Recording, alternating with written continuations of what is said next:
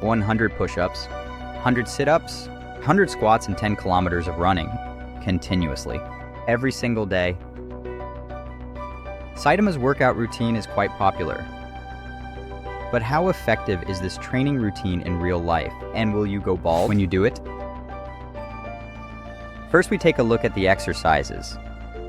Every exercise in this training routine is a compound bodyweight exercise. This means that they are really effective because they train a lot of different muscles at the same time. There are still 3 major problems when it comes to the exercise selection. First, there are no pull exercises included. Push-ups train muscles like the chest, the triceps, the shoulders, and the abs. Sit-ups are heavily focusing on your hip flexors and abs. Squats mainly emphasize lower body muscles like the glutes and the quads. And running is also a lower body dominant exercise, even if it's more endurance than strength focus. But what about your lats, traps, rhomboids, and rear delts? These muscles are very important to build an evenly trained body, not only in terms of looks, but also of health. Neglecting those muscles can lead to imbalances, and imbalances can lead to poor posture and injuries.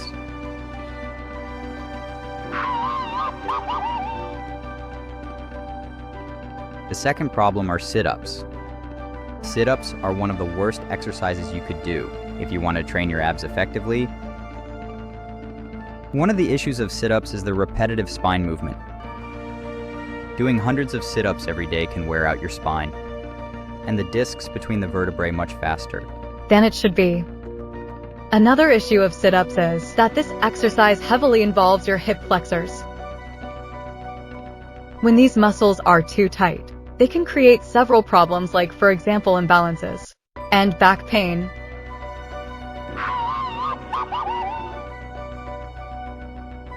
In addition, they take away the load from your abs, which makes this exercise ineffective for them. When you do a sit-up, your abs only work in the first part of the movement. In the second part, you mainly use your hip flexors to lift your lower back off the ground. Now you might say, all right, I'll do crunches instead. Well, the crunch is very effective when it comes to ab activation, but we still don't recommend to do them too often. As mentioned before, the problem of the repetitive flexion of your spine is similar in both sit-ups and crunches. It's not a problem if you include crunches once or twice a week, but don't do hundreds every day.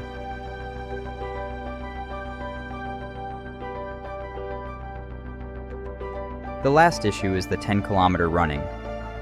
Don't get me wrong, running itself is not a bad activity, but 10 kilometers every day is one of the worst things you can do. When it comes to running, it's very important to have the right technique and experience. If you never ran 10 kilometers before, you should start with a shorter distance and let your body time to recover. Especially your tendons and ligaments need time for adaptation. So how should the exercise selection look like instead? You can keep the push-ups, the squats, and the running, but we sort out the sit-ups and include body rows instead. As mentioned before, you need an exercise which activates the biceps, lats, traps, rhomboids, rear delts, and other muscles on the backside of your body. The body row is like an inverted push-up and perfect for activating those muscles. When it comes to the sit-up and you really want to add an extra exercise for your abs, you can replace it with crunches. But as mentioned before, don't do this exercise every day. It's also possible to just stick to push-ups, rows, and squats, because in all those exercises you have to stabilize your body, and this also activates your abs. Now we have to take a look at the training frequency. And here we have to ask the question, is it really good to train your whole body every single day? When it comes to working out, you need to understand the concept of supercompensation. This means that your body needs time to recover after a hard workout. You won't build muscle and increase your strength during the workout, but in the rest period, So if you are a beginner, and you do hard full body workout sessions every day of the week, you will sabotage your own progress. that is the reason why most beginner workouts include only 3 full body strength training sessions a week. Of course, it always depends on how hard your training is and what exercises you do. If you do easy activities like walking, cycling, or even mobility training, you can even support your recovery instead of slowing it down. So the most important point when it comes to the amount of training days a week is how challenging the training is. If you do exercises which are really hard for you, and you train to fatigue in every set, every exercise, and in every workout, you will need more time to recover, as if you do easy exercises without exhausting yourself. On the other hand, if you only do easy exercises or activities, you won't get challenged anymore. And with that, you won't get stronger and won't build more muscle, even if you train every day. If you are an intermediate or advanced athlete, you could split your workouts into different muscle groups or body parts, like push, pull, and legs, or upper body and lower body. This kind of training allows you to train more often, but we still suggest to rest at least 1 day a week and don't go all out in every session. Even if you train other muscles, your body still needs time to recover as a whole.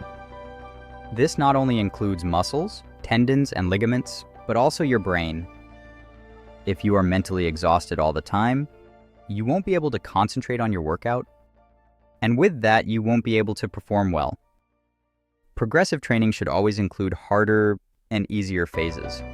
With this kind of training, you stay away from injury and overtraining, and you will be able to max out your gains.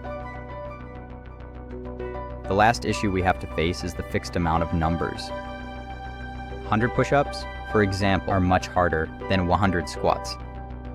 Most beginners struggle to do even 10 proper push-ups on the ground, while they can do 10 squats easily. So in order to build an evenly strong body with the right muscle proportions, you should do exercises that challenge you on the same or nearly the same level. Another problem of the fixed reps is that there is no progressive overload. 100 push-ups a day could be too much for a beginner, but if you are already in a good shape, it can be too little to improve yourself further.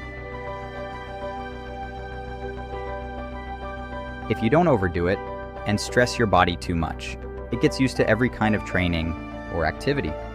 This not only slows down your progress, it might even stop it. The solution for this is simple: add more variety.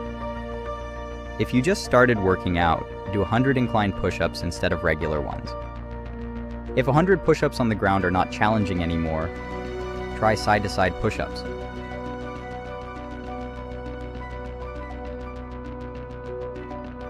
You can also adapt the other exercises. For example, you can change the angle when doing body rows, and you can do jumping squats instead of regular ones.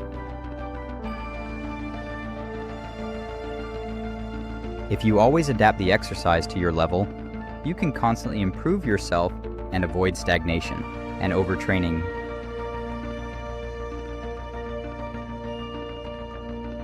All right, now let's sum up all points again. You do 3 full body sessions a week and choose variations and progressions that are hard enough, but not too hard for you.